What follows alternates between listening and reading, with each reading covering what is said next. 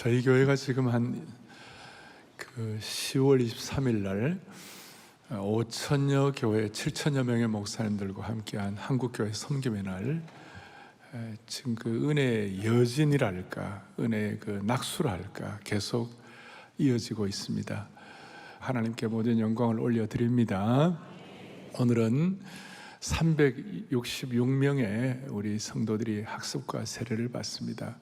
사랑의 교회가 지난 45년간 계속해서 이런 복음의 사역, 그리고 이 복음의 능력이 맹맥히 흘러가는 것이 얼마나 감사한지, 제가 21년째 목회를 하고 있는데 제가 세례, 유아 세례를 준 분이 지난 20여 년간 한 2만 명이 되는 것 같아요. 우리 교회 별로 반응도 안 하시고, 여러분 어마어마한 거예요 사실. 그러니까 하나님께 영광 돌리고 한국교회 계속해서 복음의 능력이 살아있는 교회가 되기를 간절히 바랍니다. 그리고 오늘 이 세례식을 여러분들이 이제 참여하게 되는데, 이 세례받는 과정들이 정말 우여곡절이 굉장히 많지 않습니까? 그냥 바로 받는 분이 어디 있겠어요. 많은 과정들을 거쳐서 세례받게 되기 때문에 오늘 학습 세례 받는 분들은 나름 의미가 있게 하시고, 그 다음 우리 1, 2, 3, 4부 다 이렇게 진행하는 동안에 또 우리 모든 성도들은 내가 예수 믿고 구원받고 세례받고 하나님의 자녀가 되었다는 것이 과연 어떤 뜻이 있는지 자신을 깊이 성찰하는 그런 특별한 시간이 되기를 바랍니다. 오늘 말씀의 제목은 은혜의 대관식입니다. 대관식. 왜 이렇게 제가 말씀의 제목을 붙였냐면, 예수님께서 세례를 받으실 때에 어떤 현상이 일어났는가, 예수님이 세례 받으시는 그 모든 광경은 삼위일체 하나님이 총동원되셔가지고 예수님은 세례 받으시고 성령은 비둘기같이 임하시고 우리 성부 하나님은 하늘에서 이는 내 사랑하는 아들이요 내 기뻐하는 자라. 그래서 마태복음 3장 16절 17절에 보니까 예수님이 세례 받는 과정들이 나와 있는데, 쭉 보니까 그렇죠? 예수께서 세례를 받으시고 물에서 올라오실 새 하늘이 열리고 하나님의 성령이 비둘기같이 예수님 위에 임하심을 보고 성부 하나님께 17절에 이는 내 뭐예요? 사랑하는 아들이요 뭐예요? 내 기뻐하는 자다. 성삼위 하나님의 이 그 완벽한 그 그림이 다 이렇게 그 현상이 나오는 거예요. 그리고 이 내용이 너무 중요하기 때문에 공관복음에 마태복음뿐만 아니라 마가복음 1장, 누가복음 3장에도 동일하게 예수님의 이 세례받는 사건이 나오고 있습니다. 이걸 왜 이렇게 설명하고 있냐면, 이는 내 사랑하는 아들이요 내 기뻐하는 자라. 예수님께서, 성부 하나님께서 대관식을 하시는 것이에요. 그러니까 확실한 정체성을 보여주시는 것이에요. 확실한 뭘 보여주신다고요? 정체성. 내가 누구냐. 오늘 학습과 세례를 받는 여러분들이 내가 누구냐는 확실한 정체성. 오늘 이 예배를 드리는 거, 방송으로 들어오는 모든 분들, 내가 예수 믿는 사람인데 나는 누구냐, 확실한 정체성. 그래서 주님께서는 이 확실한 정체성이 확인되고, 정체성이 어떻게 보면 이렇게 대관식이 되고, 정체성을 이렇게 하나님께서 공포하시고, 이것 되고 난 다음에 마태복음 3장 17절의 마지막 절인데, 바로 4장에 이어서 예수님께서 세례를 받으시고 성령에게 이끌려 가지고 마귀에게 시험을 받으신 거, 마귀와의 영적 전투에 승리하게 되시는 거예요. 그러니까 오늘 이런 은혜가 우리 성도들의, 우리가 세례 받는다는 건 무엇인지 이걸 확고하게 내 마음에 확인함으로 말미암아 우리의 삶의 현장에서 일어나는 수많은 유혹과 시험과 영적 전투에서 승리하기를 소망합니다. 자, 보십시오. 세례를 받는다 하는 것이 무언가, 은혜의 대관식이 있다는 것이 무엇인가? 그것은 오늘 본문에 보니까 이제 이번 주 다음 주를 걸쳐서 말씀을 할 텐데, 특별히 17절에 보라 새로운 뭐가 되었도다? 피조물이 되었다. 전에 계획하는 새로운 피조, 새 것이 되었도다. 너무 잘 아는 말씀이에요. 새로운 것이 되었도다. 새 것이 되었도다. 이 새 한글 성경에는 뭐냐면 새로운 창조물이 되었도다. 그러니까 여러분과 제가 새로운 뭐가 되었다고요? 창조물이 되었다. 세례받고 난 다음에 새롭게 되고 새로운 창조물이 되었다는 것이에요. 무슨 뜻인가 하면, 사도행전에 보니까 세례를 받는 큰, 우리가 대표적으로 사도행 10장에 백부장 고넬료가 세례를 받습니다. 이방인이었습니다. 16장에 그 바울과 시라를 괴롭혔던 간수가, 감옥의 간수가 세례를 받습니다. 다 이방인들입니다. 고넬료에게는 성령이 충만하게 되는 거예요. 성령의 능력과 성령의 기름 부음까지 같이 받는 것이에요.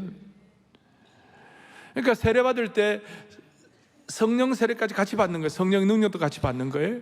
그리고 간수들이 내가 어찌할꼬 그러면서 할 때 바울과 실라가 세례를 주잖아요. 세례 받고 난 다음에 온 가정이 구원받은 줄로 믿습니다. 이거는 신약의 세례의 역사이고 새로운 정체성이고, 구약에서는 우리가 구약의 할례를 신약의 세례로 해석하는 것입니다. 무리한 것이 아닙니다. 창세기 17장에 보니까 우리 믿음의 조상 아브라함이 17장에서는 할례 받기 전까지는 아브라함이었어요. 자기 가족, 자기 것만 생각하고 자기만 고민하고 뭐 자기 머리만 아프고 이런 사람이었는데, 새 할례를 받고 난 다음에 이름을 아브라함에서 아브라함으로 바꿨어요. 그러니까 조그마한 집안의 아비가 열국의 아비가 된 거예요. 그리고 축복의 근원이 되고 제사장 나라가 된 것이에요. 그러니까 오늘 이 세례를 받고 난 다음에 여러분들의 인생관과 인생의 어떤 스탠다드가 완전히 새로운 차원으로 올라가는 것이에요.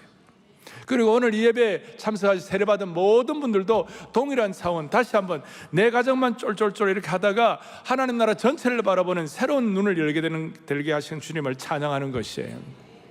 동시에 이스라엘 백성들이 홍해를 건너는 사건이 나와요. 애굽의 노예살이하다가 홍해를 건너는데 바울이 고린도전서에서 고백하기를 홍해를 걷는 것이 마치 세례를 받은 것 같다 그랬어요. 그러니까 홍해를 건너고 난 다음에 무슨 일이 벌어졌는가?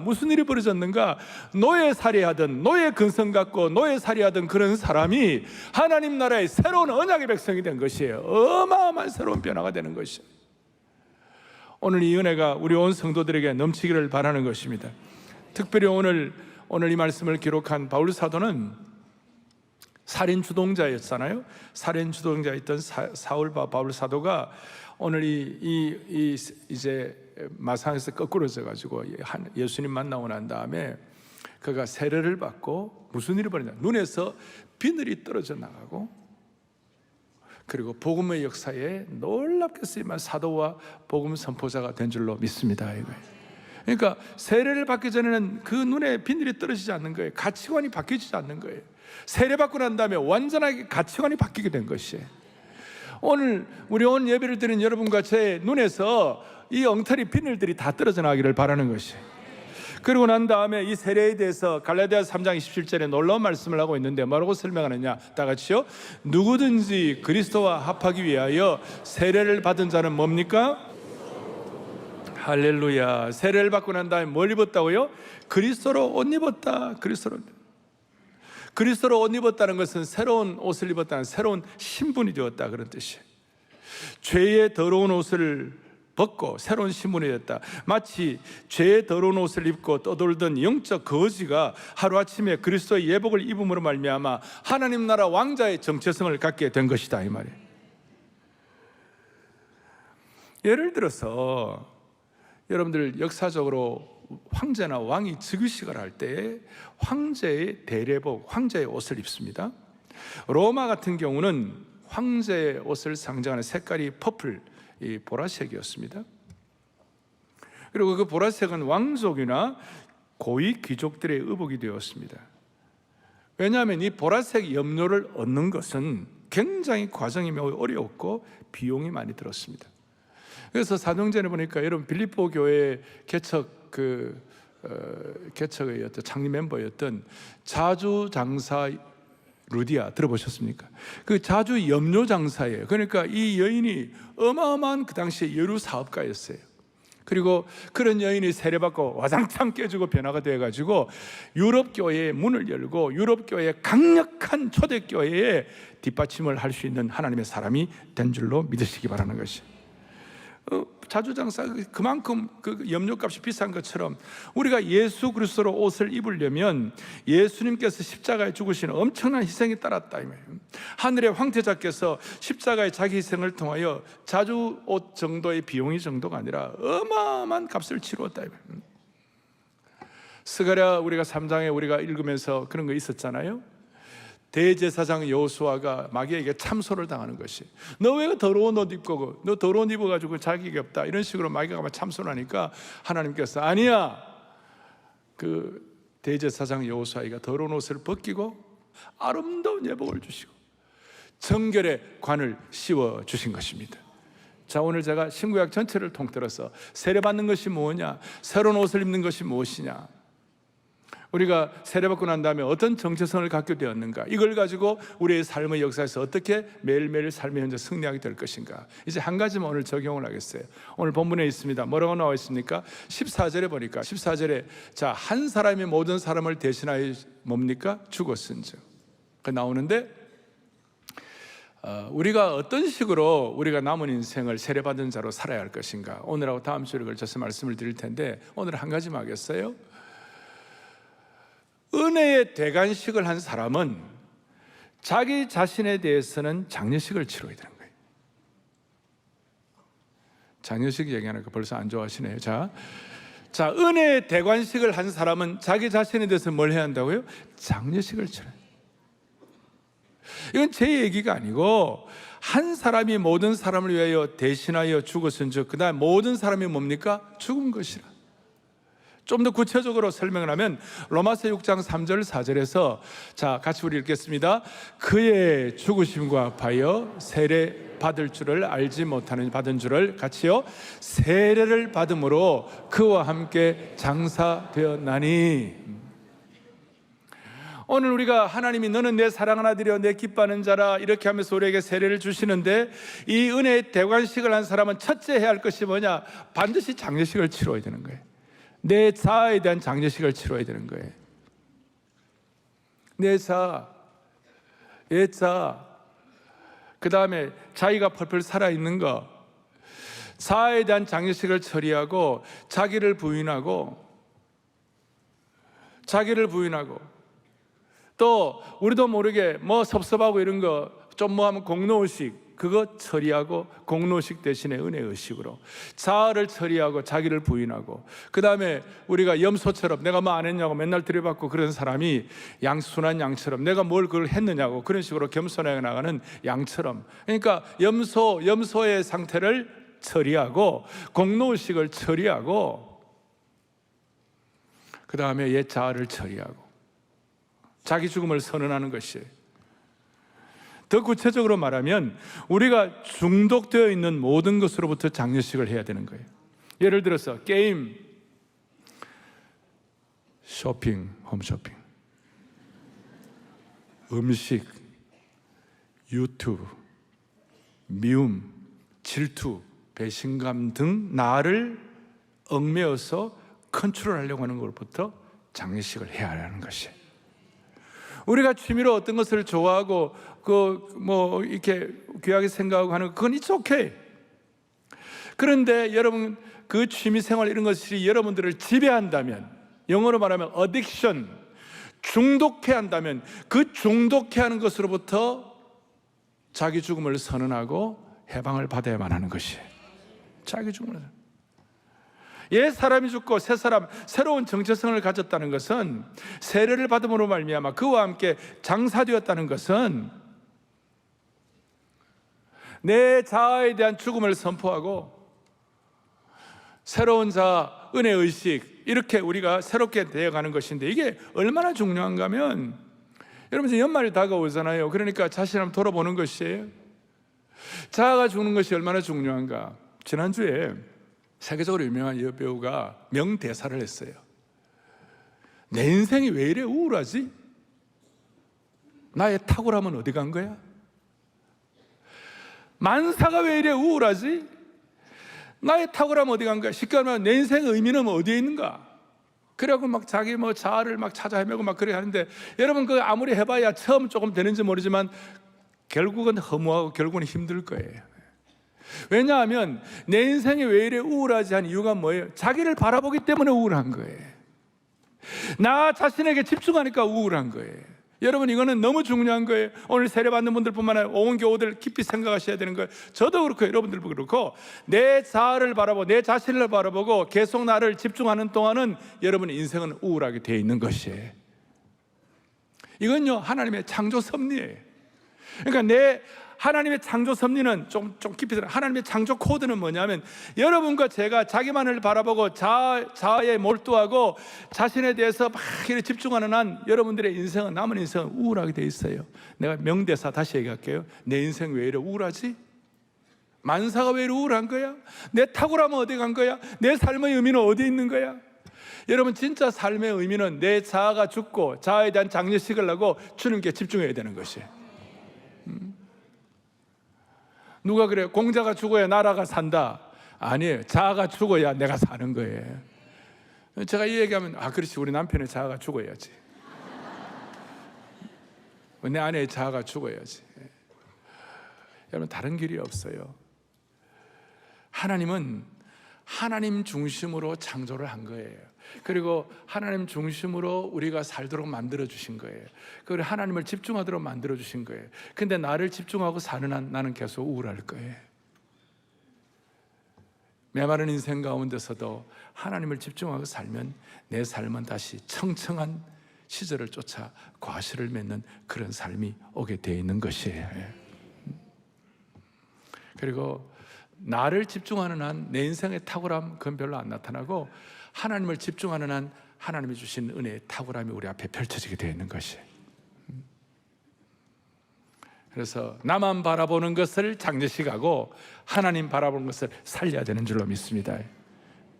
그리고 죽을 때 적당히 죽으면 안 되고, 또 관에 넣었다가 다시 빼내도 안 되고, 옛 자아를 관에 넣어버렸으면 그냥 그대로 가야 되는데, 관에 넣었다가 뺐다가 넣었다가 뺐다 그러면 안 되고. 여러분, 죽을 때 이렇게 완전히 죽어야 되는데 참 쉬운 건 아니에요. 하나님께서 우리에게 은혜를 주셔가지고 우리 모두의 자아가 죽는 그런 축복이 있기를 바라는 것이에요. 우리가 한 해가 이제 마무리를 슬슬 해야 하는 이 시기에, 나는 나 때문에 다른 사람이 얼마나 주님의 사랑을 더 느끼고 얼마나 더 은혜를 받는가, 나 때문에 다른 사람이 교회를 더 얼마나 소중히 여기는가, 또 우리 자신은 하나님, 내 인생을 통해 주님이 얼마나 더 영광 받으시고 더 나는 주님을 얼마나 더 기뻐하는가, 이런 걸 정리하면서 형제 자매 여러분, 우리 힘들어도 오늘 자아에 대한 장례식을 하고 매장하고, 그렇게 해서 여러분들의 삶이 진정한 보람을 갖도록 은혜 주시기를 바랍니다. 오늘은 한마디로 말하면, 하나님 아버지, 우리의 자아가 주님 앞에 처리되게 하여 주시옵소서. 그럴 때 여러분의 인생의 추수밭은 황금 밀밭이 되도록 하나님이 은혜를 베풀어 주실 것입니다. 사랑의 교회는 이 세례식을 할 때마다 간증을 합니다. 간증을 하고, 오늘 두 분이, 우리 이현우 36세 우리 이현우 형제님 교수신데 나와가지고 간증하고, 하영미 자매님 두 분이 나오셔가지고 오늘 간증을 하고, 우리 간증을 듣는 가운데 하나님께서 우리의 생애도 완전히 새롭게 해주시도록, 한 분 한 분에게 은혜 주시도록, 그렇게 오늘 간증을 통해서도 하나님께서 하늘문을 열어주시기를 바랍니다. 우리 이현우 형제님 나올 때 박수로 환영하겠습니다.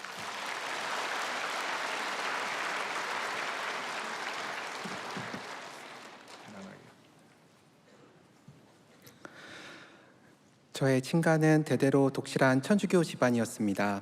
그러나 시댁과의 갈등이 심하셨던 어머니는 실제 신앙과는 괴리된 시댁 식구들을 보시며 아들인 저는 말씀과 믿음에 부합한 삶을 살기를 원하셨습니다. 그러나 정작 저는 신앙에 크게 관심이 없었고 의대를 가기 위한 입시에 전념했습니다. 치열한 경쟁은 의대에 가서도 더 혹독하게 이어졌고, 이후 수년간의 수련 과정과 군의관으로 판문점 JSA에서 복무한 3년의 시간마저도 대학에 남기 위한 쉼없는 노력으로 이어졌습니다.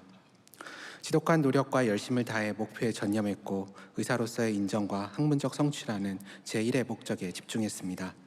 하지만 그렇게 바라던 의대 교수도 되었고, 유력한 의학 학술지에 기고한 논문들도 늘어갔지만, 제 삶에는 끊임없이 이어지는 진료와 연구 외에는 아무것도 없었습니다. 늘 마음 한켠 가득히 공허함과 불안이 자리 잡고 있었는데, 문득 신앙이 있다는 건 어떤 의미인 걸까 궁금하기도 했습니다. 30대가 넘어서도 결혼 생각이 크게 있지는 않았지만 믿을 만한 지인으로부터 한 여성분을 소개받게 되었습니다.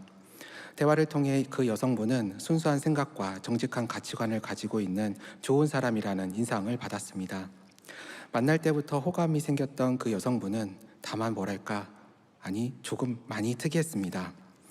소개팅의 자리에서 남녀가 흔히 주고받는 질문을 하던 중 운전 얘기가 나왔습니다.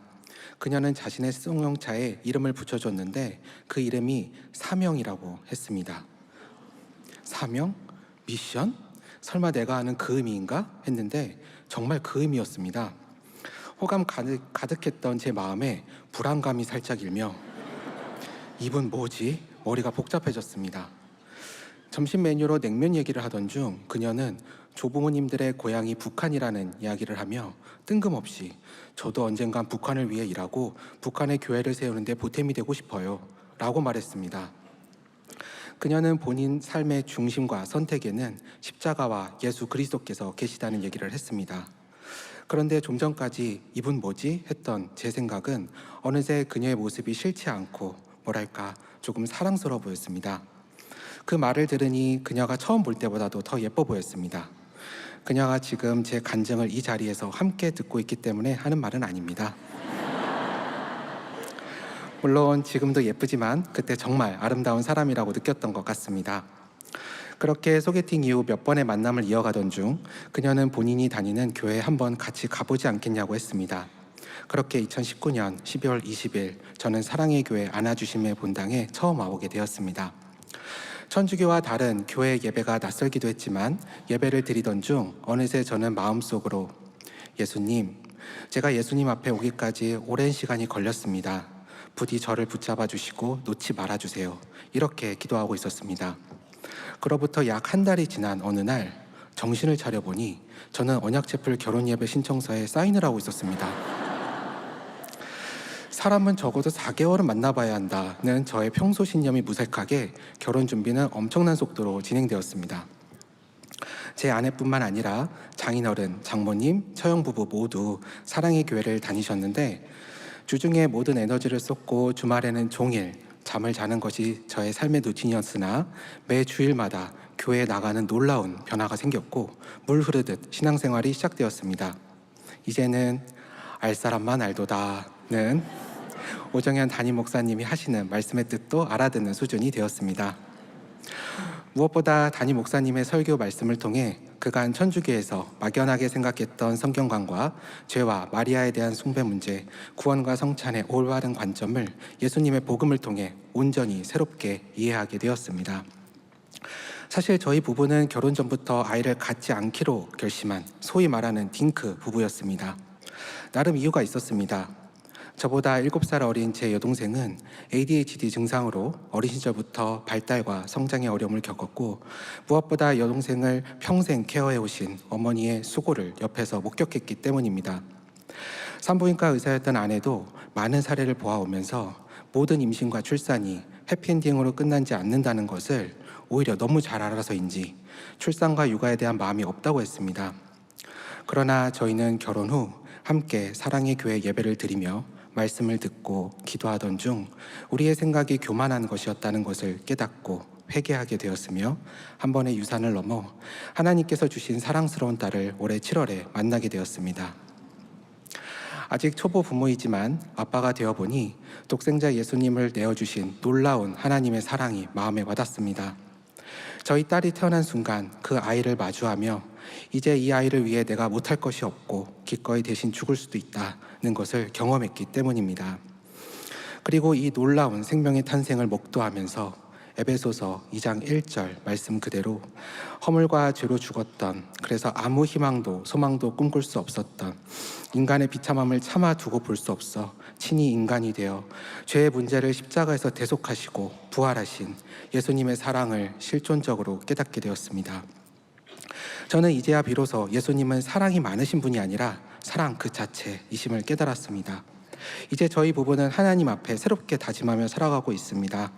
이제는 사랑하는 제 아내만의 꿈이 아니라 저희 가족이 함께하는 우리의 꿈이 된 북한 선교의 비전 가운데 우리 부부의 삶이 기꺼이 쓰여지고 나아가 이제 4개월 된 저희 딸도 통일시대에 귀하게 쓰임받는 사람으로 자라나기를 간절히 소망합니다.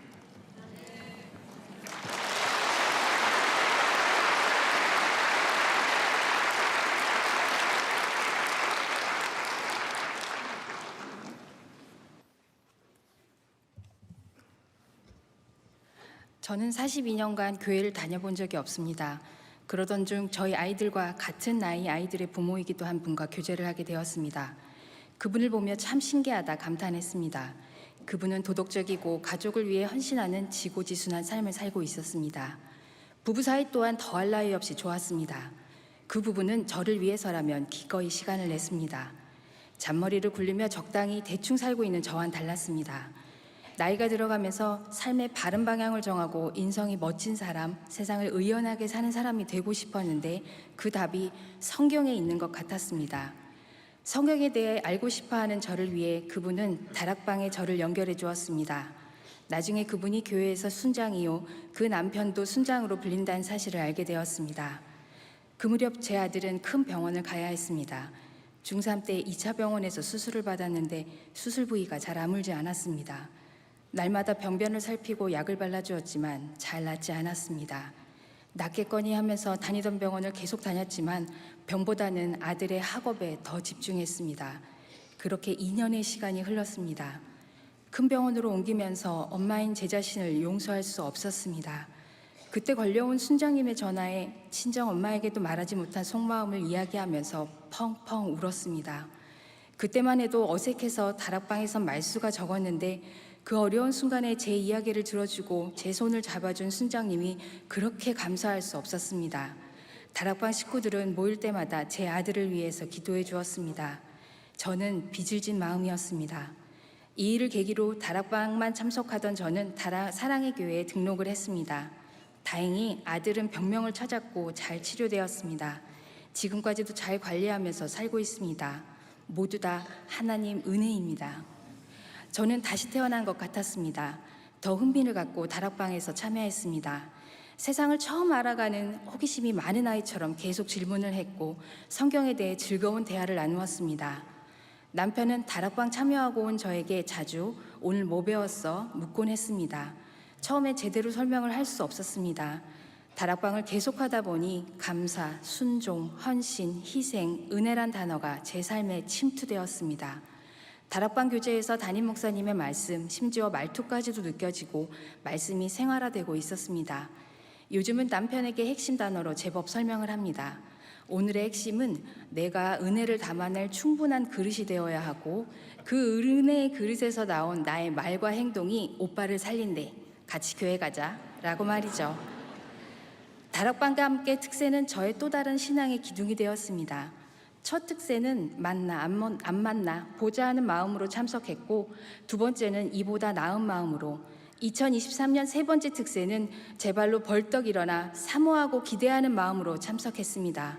말로만 듣던 특세의 은혜를 체험하는 아주 특별한 시간이었습니다.